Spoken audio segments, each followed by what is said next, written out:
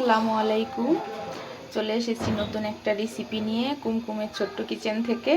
তো আজকের রেসিপিটা একটু স্পেশাল। তো আজকের স্পেশাল রেসিপি আমার মেয়ের অনুরোধে বানাচ্ছি, এবং আমার মেয়ে এবং আমার ভাই এটা খুব পছন্দ করে, তাই এটা বানাচ্ছি। তো আজকের রেসিপি হচ্ছে আমি চিকেন ফ্রাইড রাইস রান্না করব। তো এখানে একটু মাংস ছোট ছোট পিস করে কেটে নিয়েছি।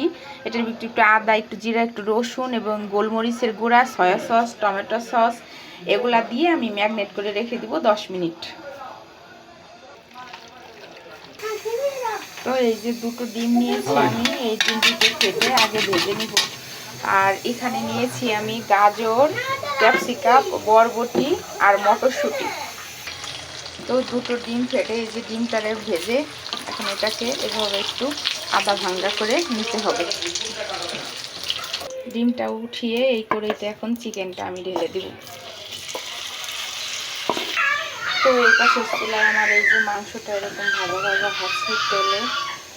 আর এই পাশে আমি চাউলটাকে সুন্দর করে ধুয়ে, চিনি গুঁড়া চাউল, পোলাও চাউল যেটাকে বলে, এই যে ধুয়ে ভিজিয়ে রেখেছিলাম 10 মিনিট। তারপরে পানিটা ফুটিয়ে পানির ভিতরে একটু সয়াবিন তেল এবং একটু লবণ দিয়ে ফুটান্ত পানির ভিতরে চাউলটা ছেড়ে দিয়েছি। এখন ভাতটা হালকা একটু মাঝারি মানে থাকতে আর কি, ফুটা বাকি থাকতে তখন এটা ঢেলে ফেলবো একটা চালনে। তারপরে ঠান্ডা হলে এটাকে রান্না করা হবে আবার। তো দেখতে থাকেন আমার রেসিপিটি। তো এই পাশে আবার আমি এই যে চিকেনটা করছি ঘরে থাকা উপকরণ দিয়ে, মানে এত সুন্দর একটা চিকেন ফ্রাই এবং ফ্রাইড রাইস করা যায় তো আমার জানা ছিল না। তো এই যে এইখানে আবার আমি একটু মানে চিকেন ভাজা করার জন্য আলাদা এটা ম্যারিনেট করে রাখবো। তো এটার ভিতরে আমি একটু আদা, একটু রসুন, একটু পেঁয়াজ, তারপরে টমেটো সস, সয়া সস এবং কর্নফ্লাওয়ার দিতে হয়। তো কর্নফ্লাওয়ারের বদলে আমি একটু ময়দা দিয়েছি, কারণ কর্নফ্লাওয়ার আমার হাতের কাছে নেই। তো আপনারা চাইলে কর্নফ্লাওয়ার দিবেন, ওইটা দিলেই ভালো হয়। জাস্ট আমার নেই দেখে আমি ওটাকে স্কিপ করে ওইটার ইসে আমি ময়দা দিয়েছি। তো এটাকে এভাবে একটু মেখে ম্যারিনেট করে রেখে দিব 20 মিনিট। তো 1 চা চামচ গোলমরিচ দিয়েছি। আমার চিকেন ফ্রাই অল্প, সেহেতু আমি একটা ডিমের অর্ধেকটা দিব আর কি, পুরা ডিমটা দিচ্ছি না।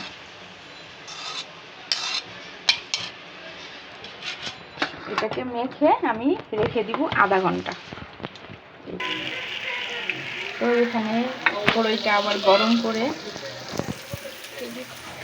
গরম করে তারপরে তেল দিয়ে দিয়েছি। তেল দিয়ে এখন একটু রসুন কুচি আর মরিচ কুচি দিয়ে এটাকে একটু লাল লাল করে ভাজা ভাজা করব।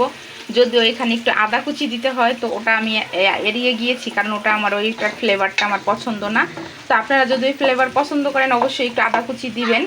তো আমি আদা কুচিটা দেইনি। আমি এখন এটাকে ভাজা ভাজা করে এটার ভিতর এক এক করে পেঁয়াজ কুচি এবং সব সবজি দিব। এখন পেঁয়াজটা একটু ভাজা ভাজা করে এখন আমি দিয়ে দিব গাজর কুচি, বরবটি কুচি, তারপরে একে একে সব কিছু এখন দিয়ে দিব। তো এই যে সবজিটা একটু হলে এখন মটরশুঁটিটা দিয়ে দিচ্ছি। তো মটরশুঁটিটা হলে সব কিছু একটা একটা করে সব দিয়ে দিব এখন এর ভিতরে। তো এই যে এখন মটরশুঁটিটা সিদ্ধ হলে